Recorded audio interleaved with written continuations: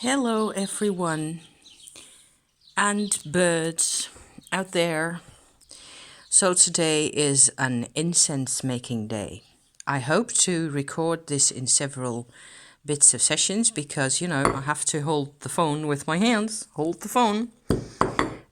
This is more or less phase 2 of the operations. I have made a mixture of oils, especially for this incense that I'm making. The theme or the idea of the incense will be having a good journey everywhere and wherever that is. So, asking generally, the spirits to accompany us. So, these are some of my tools. In the back, you see some of the oils that I've used. The formula that's in here contains all sorts of compositions already that I've made in the years. Think lavender and patchouli with a lot of resin elements in that. And then on top of that, there will be a bit of floweriness because I've added some of my beautiful attars that I've been able to obtain here in the Netherlands. So an attar is a flower distillation within sandalwood oil. So there's 3 of those in here, just a tiny bit of each. And that will probably give, a very soft, gentle, beautiful fragrance. And the oils will, in the incense, I think, give a bit more lightness and generally, a sensation of joy or, hopefulness or something along those lines. And there in the middle, we have pots of resins. So this is church incense, olibanum, myrrh, and Palo Santo resin, which I will put in just a tiny bit because it tends to be a bit sharpish. So I like a bit of sharpness. It's good to have a bit, but not too much. And then over there we have wood powders, and that's also a resin, benzoate type resin, and cinnamon and sandalwood. And in the back, the box that you see there is the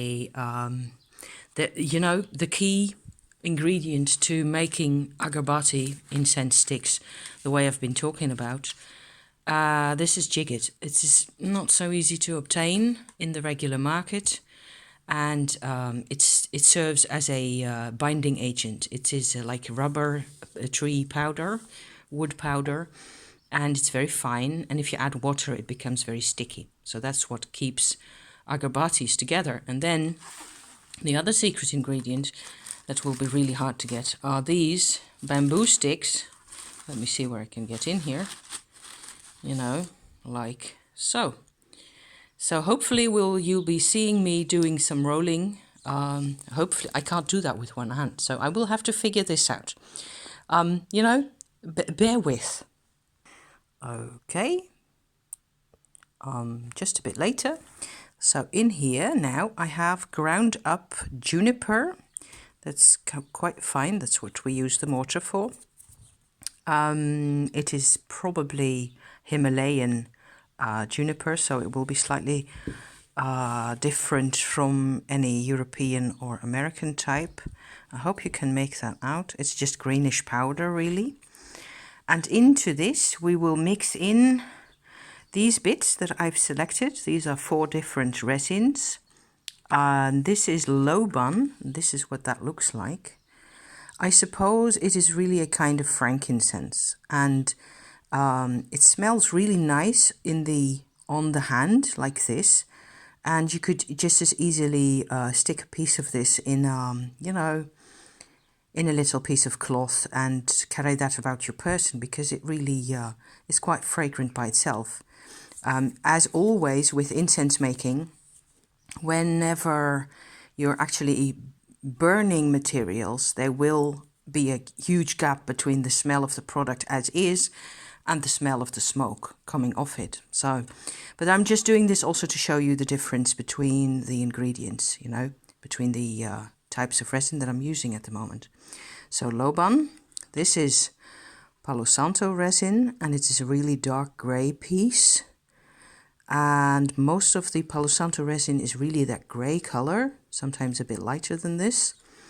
This is church incense, so olibanum is really also called frankincense, but you can see that it's a really different thing from that one, right? So they're much more translucent, bright like little teardrops, and the smell is also very different. It's a lot less sweet.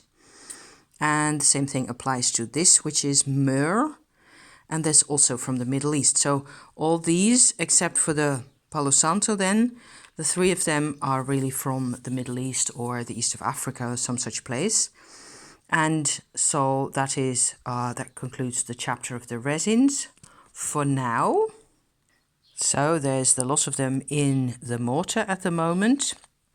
I have used only half of the Palo Santo grey piece that I showed you just now, because it turns out that it contained a lot of oil inside it, and you could smell the Palo Santo above everything else immediately. It's like this very spicy type. I don't know, you can't describe fragrances, can you? Anyway, so I didn't want it to be like Palo Santo accompanied by a couple of other things. I want the Palo Santo to serve in among the group of things. And I remember working with Palo Santo oil at some point, that it was quite difficult to make, yes, make the Palo Santo oil, contribute some of its fire to the complete formula. And I think I ended up having like, I don't know, 20 or 25 different ingredients to that. And just the tiniest amount of Palo Santo oil. So that's just, it tends to be so dominant. So that's not something I want. I wanted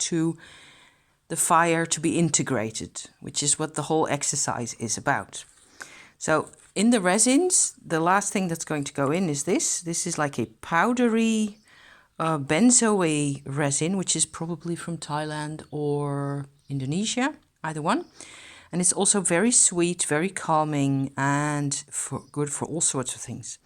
So this one is going to go in also quite, I think half a spoonful or so.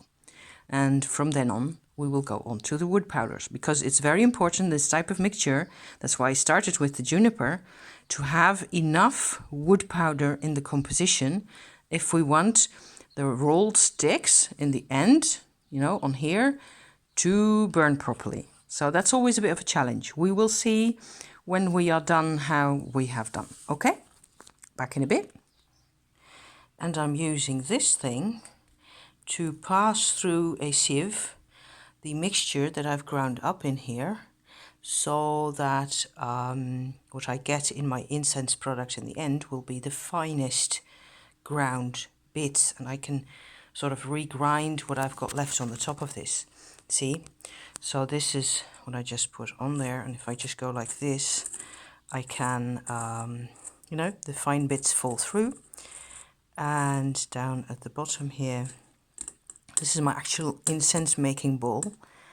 Over here you get the nice fine powdery mixture. So that's another part. That's all the resins and the juniper so far.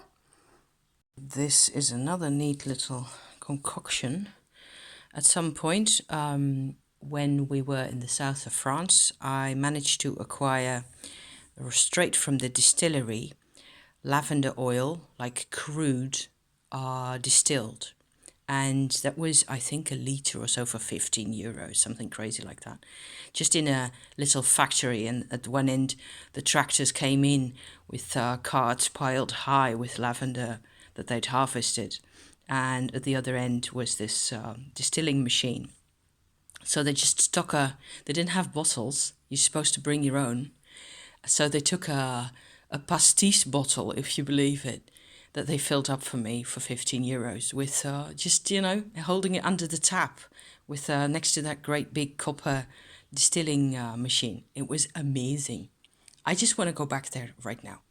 Anyway, I've used that oil for all sorts of purposes, especially also for diluting oils that are really viscous in nature. So there's oils that are really at room temperature. They're almost solid, like vetiver and cistus oils and tolu balm. Those are really great fragrances, but to use them, you have to dilute them or heat them up or both at some point. So I have diluted them in that lavender oil for quite a bit. There wasn't any pastis in the bottom because I would have smelt it. That's aniseed. That's a whole different wavelength. But another thing I did was I stuck what's in here, you know, Loban resin and the tonka beans and a couple of other things in that lavender oil, and I just let it sit for, I don't know, 4 or 5 years by now. And it just starts, it smells better and better each year. And that's what that looks like. So just, I don't know. I just, you know, do what I like anyway. So that went, this oil mixture, some went into that as well. So that I hadn't said that yet, but I also hadn't written it down. And that's, of course, important if you want to do something that's going to be, you know, kind of nice, then you should write down what you got here. So that's that bit. Resins and juniper, and by now also sandalwood and cinnamon powder. I'm afraid the cinnamon powder is a bit on the old side, but it will have to do. And there will be cinnamon oils in my oil mixture anyway. So it's also basically to provide this woody backbone to the incense as it so that it burns properly, right? Like I said. Okay, guys, that concludes part 1 for now. There will be another part 2 shortly, but I have to try to show you about the incense making using 2 hands. I haven't got a holder for my phone yet. So thank you for watching so far, and I'll be back soon.